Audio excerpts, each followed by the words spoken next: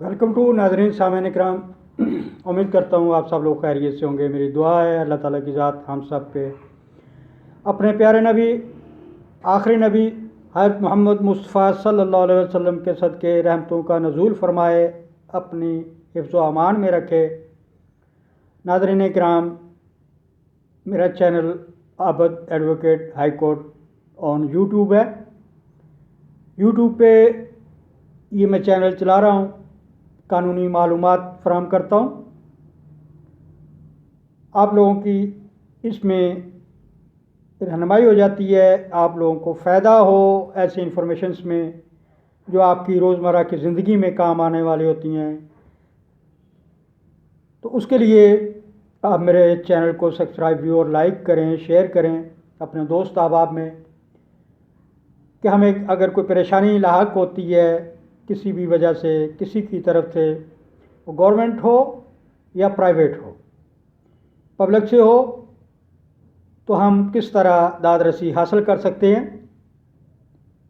आज का मेरा मौजू है necessary parties in a suit, यानी मुकदमे में ज़रूरी जो पार्टियां होती हैं उनका किस तरह वो ट्रीटमेंट कह लें उसको, या उस केस में उसको किस तरह फॉलो अप करते हैं। Order 1 rule 9 of civil procedure code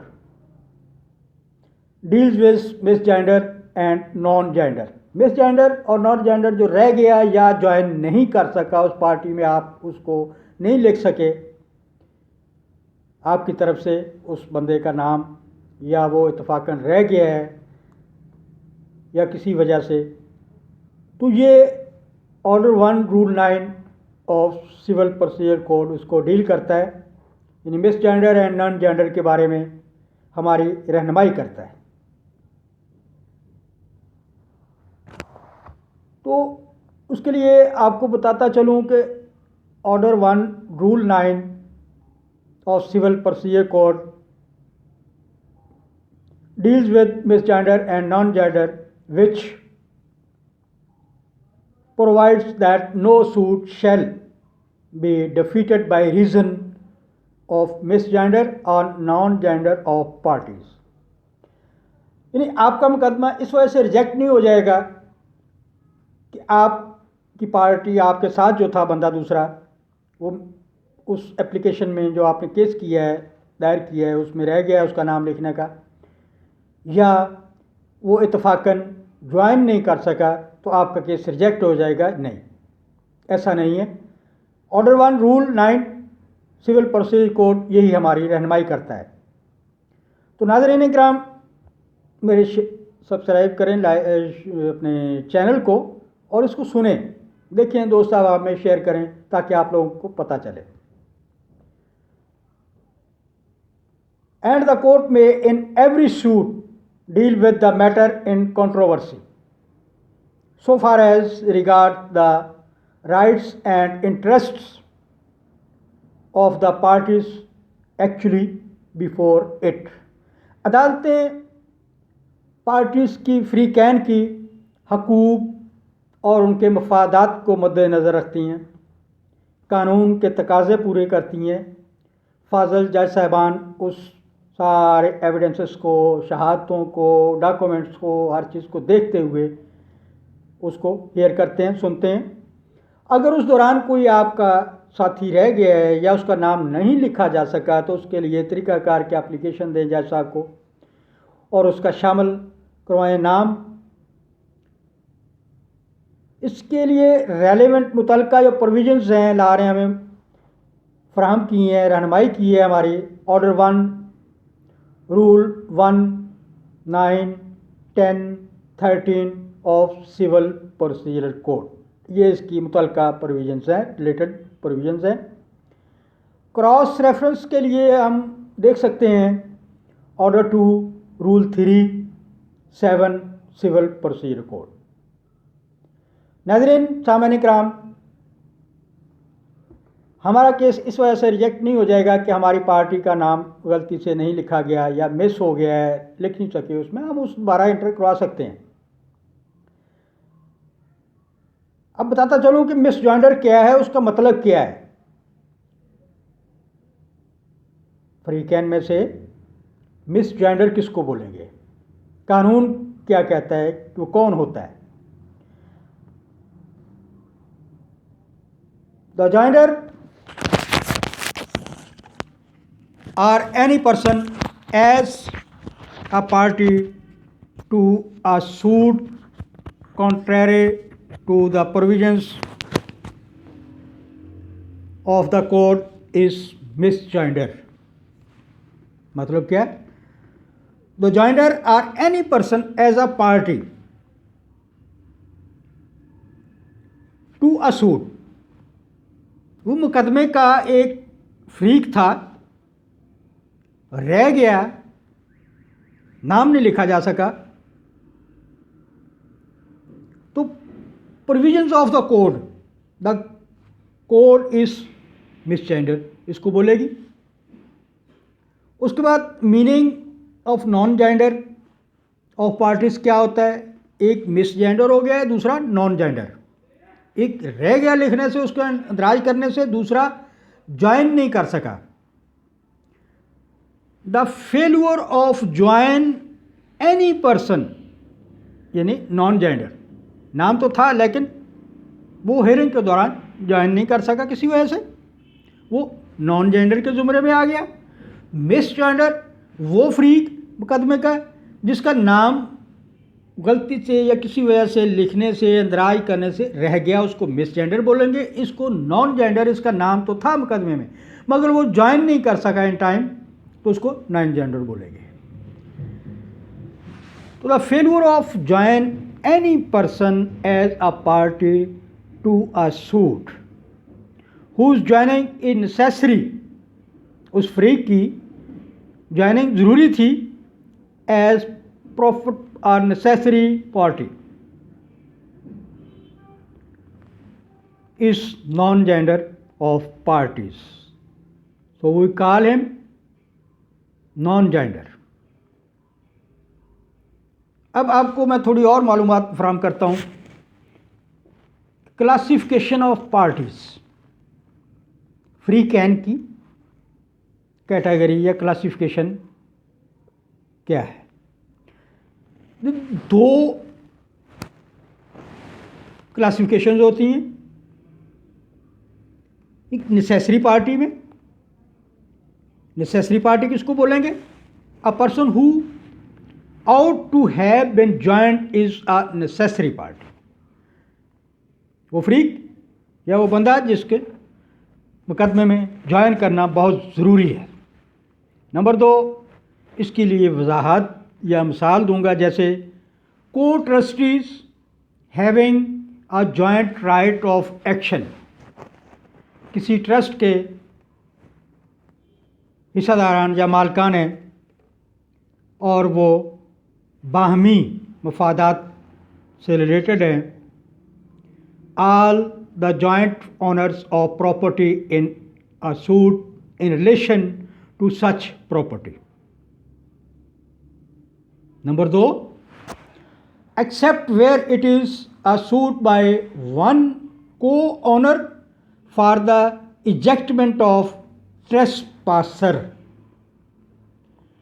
Number 3, all the parties in a suit for dissolution of the firm and for accounts.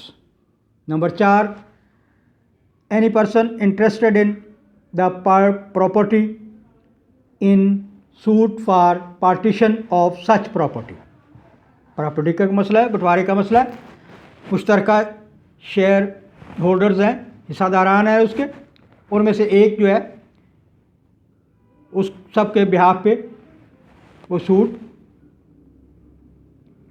मुकदमा पार्टीशन का कर सकता है और उसमें वो अपीयर होता है। सब भी हो सकते हैं, वो अकेला भी उसको कर सकता है। एविडेंस के लिए, शहादतों के लिए वो सब हिस्सादारान को अदालत तालिया में हाज़िर होना पड़ता है। अब Wendy in a suit for preemption of also a revival preemptor, a government functionary whose order is being challenged. Ordinarily, all the co-vendees in preemption suit are necessary parties. हक़ शुफ़ा में वो तमाम पार्टियाँ ज़रूरी पार्टियाँ कहलाएंगी। पार्टीशन में भी फर्म को डिज़ोल्व किया जा रहा है तो उसमें भी वो ज़रूरी पार्टियाँ जो हैं। उसके बाद बताता चलूँगा आपको, unless the share of each purchase is separate, distinct and is specified in the sale deed, and payment of price was made by vendee separately. इसके लिए प्रेसिडेंट्स का हवाला दूंगा और क्लोज अप करूंगा इसको।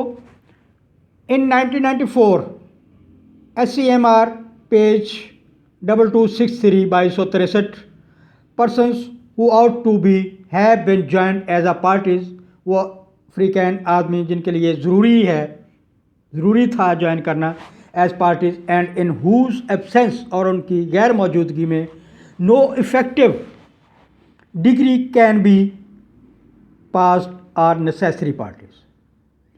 दूसरा, इन 1997 ऐसी Azad Jammu and Kashmir page 28, where a necessary party is not implemented, the degree is not binding on it. उसके बाद आते हैं प्रॉपर पार्टी। ये तो नेसेसरी पार्टी ज़रूरी जो पार्टी हैं उसमें होना चाहिए उनको, मगर मुनासिब या प्रॉपर पार्टी क्या है, उसका मतलब क्या है, ये भी बता दूँ आपको साथ थोड़ा सा। A person whose presence is necessary to effectually and completely adjudicate upon and settle all points involved in the suit is a proper party. वो पार्टी जिसके मौजूद होना बहुत ज़रूरी है, उसकी मौजूदगी में सारे पॉइंट्स जो हैं, नुकात जो हैं, वो मुकदमे के क्लियर किए जा सकें, उसको प्रॉपर पार्टी बोलेंगे। जैसे vendor in a suit for preemption है, हक़ शुफ़ा के मुकदमा में है। An assignee pendent like the real owner where the suit if instituted by the बेनामीदार, a person claiming to be owner of a property which is the subject matter of suit, वो proper party होगी। वो बंदा जो उसका claim कर रहा है उस मुकदमे में उसका मौजूद होना बहुत ज़रूरी है। अ person claiming a right in the subject matter of the suit, जो बंदा दाद रस्सी हासिल करना चाह रहा है वो प्रॉपर पार्टी या उसका केस में उस कोर्ट में हाजिर होना बहुत ज़रूरी है। ये हमें मिलता है इस सिविल प्रोसीजर कोड के रूल 1 ऑर्डर 9 के तहत।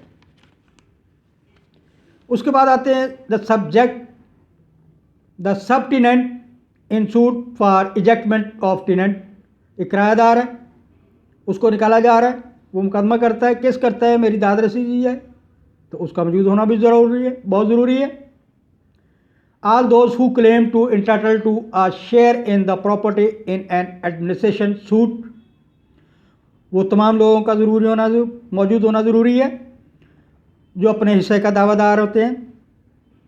Person jointly injured in an action in torture में, where the validity of a statute is challenge, the government may be added as a proper party.